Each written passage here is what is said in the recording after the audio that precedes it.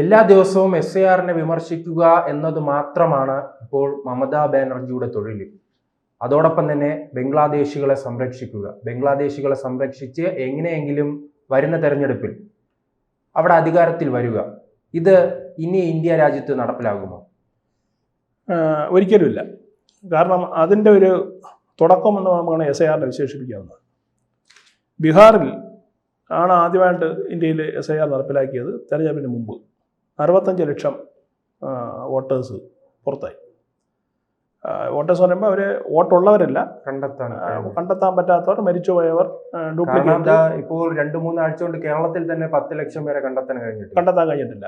അപ്പോൾ ഇത് ഇന്ത്യയിൽ ആകമാനം പരിശോധിക്കുമ്പോൾ കോടിക്കണക്കിന് ആളുകൾ ഇതിൽ വരും എന്നാണ് നമുക്ക് മനസ്സിലാക്കേണ്ടത്. വെസ്റ്റ് ബംഗാളിനെ സംബന്ധിച്ചുള്ളൊരു വിഷയം എന്ന് പറയുന്നത് നമുക്കറിയാം. വെസ്റ്റ് ബംഗാൾ ബംഗ്ലാദേശിൻ്റെ അതിർത്തി പങ്കിടുന്ന സംസ്ഥാനമാണ്.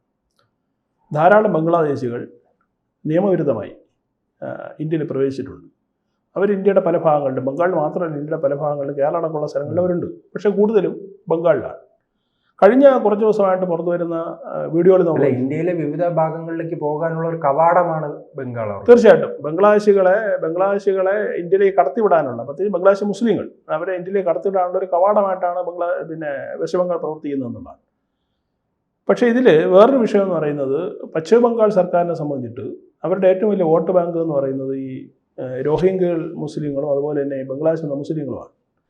കാരണം ബംഗ്ലാദേശിൻ്റെ പല ഭാഗങ്ങളിലും, പ്രത്യേകിച്ച് 24 പർഗാനസ്, മുർഷിദാബാദ്, മാൾഡ മുതലായ ജില്ലകളിൽ തുറസായ സ്ഥലങ്ങളിൽ വയലുകളിലൊക്കെ ചെറിയ ടെൻ്റ് അടിച്ച് അല്ലെങ്കിൽ തകര ഷീറ്റ് കേട്ട് ഒരെണ്ണത്തിനകത്ത് 5-6 അംഗങ്ങളുള്ള തരത്തിലാണ് ഈ ബംഗ്ലാദേശിൽ അവിടെ പെറ്റുപിരിയത്. വർഷങ്ങൾ കൊണ്ട്, ഇന്നും നേരെ തുടങ്ങിയതല്ല, വർഷങ്ങളായിട്ട് നടക്കുന്ന ഒരു സംഭവമാണ്. അപ്പോൾ അത് ഇവർക്ക് വ്യാജമായിട്ട് ആധാർ കാർഡ്, റേഷൻ കാർഡ്, മറ്റെല്ലാ സൗകര്യങ്ങളും മമതാ ബാനർജി ഉറപ്പാക്കി. പക്ഷേ വേണ്ട എന്താ, തെരഞ്ഞെടുപ്പ് വരുമ്പോഴത്തേക്ക് TMCക്ക് വോട്ട് ചെയ്യണം. അവർക്ക് വേറെ ഒന്നുമില്ല, അവർക്ക് അവരുടെ കാര്യം നടക്കുമെങ്കിൽ അവർ TMCക്ക് വോട്ട് ചെയ്യും. അവർക്ക് വേറെ രാഷ്ട്രീയമില്ല, വേറെ രാജ്യത്ത് വന്നവരാണ്, വേറെ ആരുടെ ഒരു വിധേയത്വം ഇല്ലാത്ത ആളുകളാണ്. സ്വാഭാവികമായിട്ട് അവരെന്ത് ചെയ്തു, വോട്ട് ചെയ്തു. മാത്രമല്ല വെസ്റ്റ് ബംഗാൾ നടക്കുന്ന ക്രിമിനൽ ആക്ടിവിറ്റീസിൽ ഒരു 65% പ്രതികളായി വരുന്ന യുവമാരാണ്. കാരണം എന്ത് വൃത്തികേടും കാണിക്കാൻ മടിയില്ലാത്തവരാണ് ഈ ബംഗ്ലാദേശി മുസ്ലിങ്ങളെന്ന് പറയുന്നത്. TMCയുടെ ഗുണ്ടാ വിഭാഗത്തിൽ ഏറ്റവും കൂടുതൽ ഇത്തരക്കാരുമാണ്. അപ്പോൾ അതുകൊണ്ട് തന്നെ മമതാ ബാനർജിയുടെ സഹായവും അവരുടെ അനുഗ്രഹവും ഇവർക്കുണ്ട് എന്നുള്ളതാണ് വാസ്തവം. ഇപ്പോൾ SIR ഡിസംബർ 16-ാം തീയതി അവിടെ ലിസ്റ്റ് പ്രസിദ്ധീകരിക്കും വെസ്റ്റ് ബംഗാളിൽ.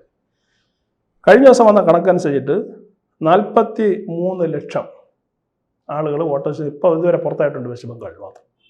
43 ലക്ഷം. ഇത് ഡിസംബർ 16 ആയതുകൊണ്ട് 1 കോടി കടക്കാനാണ് സാധ്യത. ഈ 43 ലക്ഷം നമ്മൾ നേരത്തെ പറഞ്ഞതുപോലെ കണ്ടെത്താൻ കഴിയാത്തവരാണ്, അല്ലെങ്കിൽ മരിച്ചുപോയവരാണ്, ഡ്യൂപ്ലിക്കേറ്റ് വോട്ടുള്ളവരാണ്, ഇല്ലീഗൽസാണ്. അപ്പോൾ അതാണ് 43 ലക്ഷത്തിൽ. ഇപ്പോൾ ഇന്ന് തീയതി ഡിസംബർ 3 ആയിട്ടേ ഉള്ളൂ, 4 ആയിട്ടേ ഉള്ളൂ. സ്വാഭാവികമായിട്ടും വരും ദിവസങ്ങളിൽ ഇത് 1 കോടി വരെ എത്താനുള്ള സാധ്യതയാണ് നമുക്ക് കാണാൻ കഴിയുക. അപ്പോൾ ഈ വോട്ടേഴ്സൊക്കെ ഇന്ത്യയിൽ ഒരു ജനാധിപത്യ പ്രക്രിയയിൽ അന്യദേശക്കാർ ഭാഗമാകുകയും അതുവഴി ജനഹിതത്തെ, അവിടെയുള്ള യഥാർത്ഥ ജനഹിതത്തെ അട്ടിമറിക്കുകയും ചെയ്യുന്ന രീതിയാണ് ഇതുവരെ നടന്നുകൊണ്ടിരുന്നത് എന്നുള്ളതാണ് നമുക്ക് മനസ്സിലാക്കാൻ. ഇതിൽ ചേർത്ത് വായിക്കേണ്ട ഒരു വസ്തുത, 2 ദിവസം മുമ്പ് ഒരു കേസ് സുപ്രീം കോടതിയിൽ പരിഗണനയിൽ വന്നു. അതായത് ഒരു രോഹിംഗ്യൻ മുസ്ലിമായിട്ടുള്ള ഒരാൾ കസ്റ്റോഡിയൽ ഡെത്ത് ഉണ്ടായി, കസ്റ്റഡി വെച്ച് പുള്ളി മരണപ്പെട്ടു.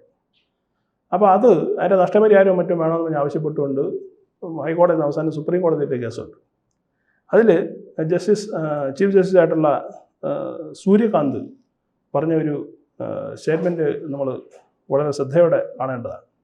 സുപ്രീം കോടതി ഭാഗത്ത് ഇതുവരെ ഇങ്ങനെ ഒരു സമയം ഉണ്ടായിട്ടില്ല. അതിൽ അദ്ദേഹം പറഞ്ഞത്, രോഹിംഗ്യൻ മുസ്ലിങ്ങളെന്ന് പറയുന്നത് നമ്മുടെ രാജ്യം അംഗീകരിച്ചിട്ടുള്ള അഭയാർത്ഥി ലിസ്റ്റിലുള്ളവരല്ല. അപ്പോൾ അങ്ങനെ എവിടെന്നെങ്കിലും ആളുകൾ കൂടെ ഒഴിഞ്ഞു കയറി വന്നു കഴിഞ്ഞാൽ അവർക്ക് നമ്മുടെ നാട്ടിലുള്ള റേഷനും മറ്റ് സൗകര്യങ്ങളൊക്കെ കൊടുത്ത് ചുവപ്പ് പരവാന് വിരിച്ച് അവരെ സ്വീകരിക്കുന്നത് ഇന്ത്യയിലെ ജനാധിപത്യത്തിന് ഭൂഷണമല്ല എന്ന് ചീഫ് ജസ്റ്റിസിന് പറയേണ്ടി വന്നു. എന്തുകൊണ്ടാണ് അദ്ദേഹം പറയേണ്ടി വന്നത്?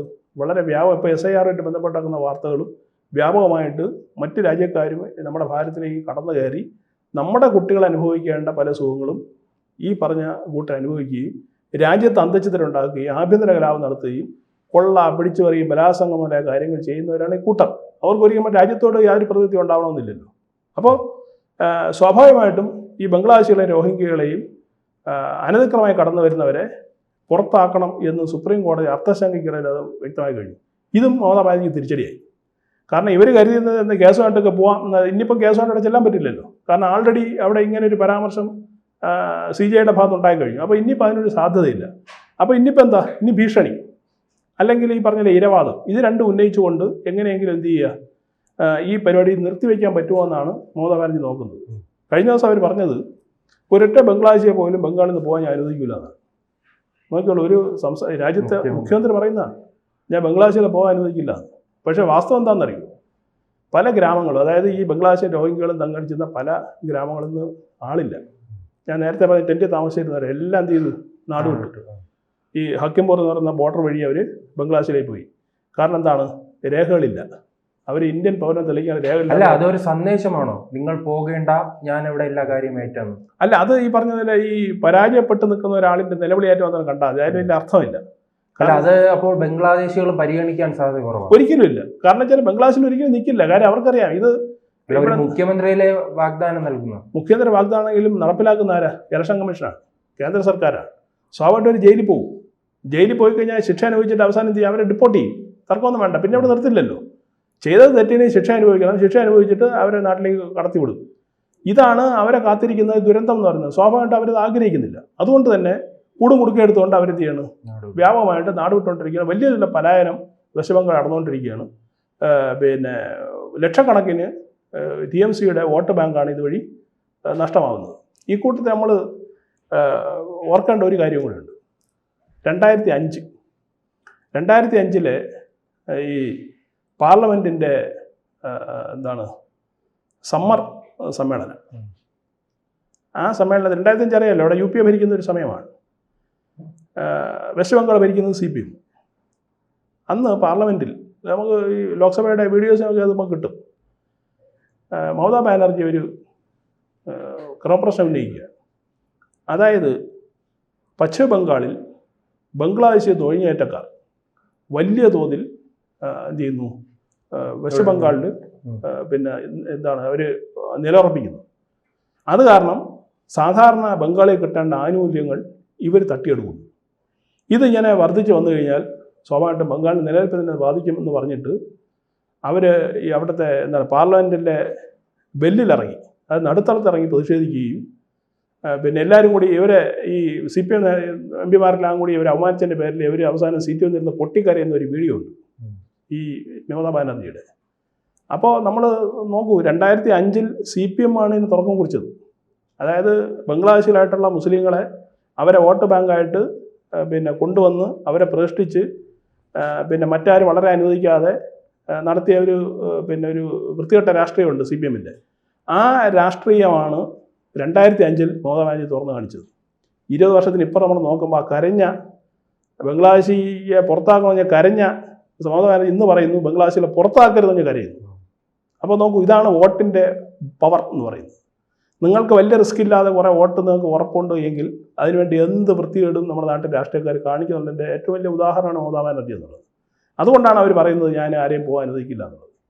ഇത് നാളെ ഒരു കാലത്ത് ഏതെങ്കിലും രാഷ്ട്രീയ പാർട്ടികൾ, ഇനി ബംഗാളിൽ അധികാരത്തിലെ രാഷ്ട്രീയ പാർട്ടികൾ ഈ തെറ്റ് തിരുത്തിയില്ല എങ്കിൽ നമ്മുടെ രാജ്യത്ത് സംഭവിക്കാൻ പോകുന്നതെന്ന് പറയുന്നത് തദ്ദേശീയരായിട്ടുള്ള നമ്മുടെ ഭാരതീയർക്ക് കിട്ടുന്ന സുരക്ഷയും അവർക്ക് കിട്ടുന്ന സൗകര്യങ്ങളും വല്ലവനും കൊണ്ടുപോകുന്ന ഒരു സാഹചര്യമാണ് ഉണ്ടാകാൻ പോകുന്നത് എന്നുള്ളതാണ് വാസ്തവം.